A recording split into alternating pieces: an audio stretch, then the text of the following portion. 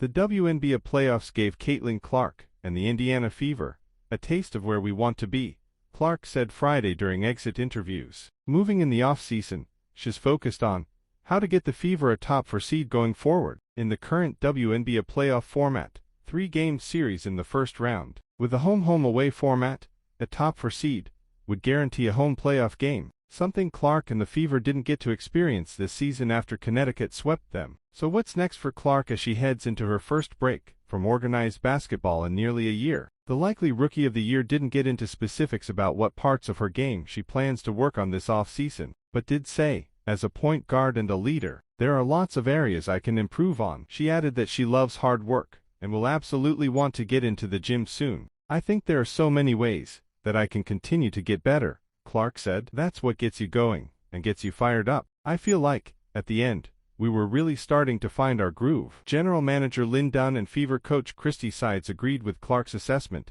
especially when it came to evaluating the play of their star rookie. Dunn said for all Clark's college accolades, the number 1 pick in the 2024 draft was underestimated when it came to her speed, strength and quickness. She was particularly impressed with how well Clark adapted and adjusted to the physicality of the league and, despite a rough 1-8 start for the Fever, said, by the Olympic break, I thought we saw the Caitlin Clark we all thought we would see. Dunn added that with Clark leading the charge and lifting her teammates in the process, she's thrilled to see the Fever back on the path to challenge for championships. In the immediate, Clark will take some sort of break. Clark acknowledged it's been a lot to have everybody always watching your every move, and said she's excited to get out of the spotlight for a while. During Game to Wednesday, ESPN announcers said Clark will not play in the winter, either overseas or, theoretically, in the soon-to-be-launched Unrivaled, a 3-on-3 league created by WNBA stars Brenna Stewart and Nafisa Collier. Clark did not confirm her off-season plans immediately after the season-ending loss or on Friday.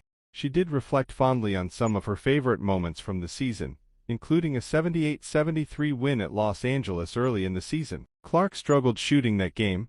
I couldn't buy a basket, she recalled, laughing, until the final to 27, when she hit 2 3s that helped the Fever pull out the road victory. She was just 2 assists short of a triple-double that night, a milestone she'd eventually reached twice, the first WNBA rookie to do so. Demand for that Indiana game was so high it got moved to Crypto.com Arena, home of the Lakers, a building full of basketball history not lost on a hoops junkie like Clark. For all Clark's accomplishments on the court this season, it might be moments off the court that stick with her most. In Indiana, the Fever regularly packed Gainbridge Fieldhouse, setting a WNBA attendance record. Demand for that Indiana game was so high it got moved to Crypto.com Arena, home of the Lakers, a building full of basketball history not lost on a hoops junkie like Clark. For all Clark's accomplishments on the court this season, it might be moments off the court that stick with her most. In Indiana, the Fever regularly packed Gainbridge Fieldhouse, setting a WNBA attendance record. Playing at home in front of these fans, the way these young girls dangle over the side of the rails,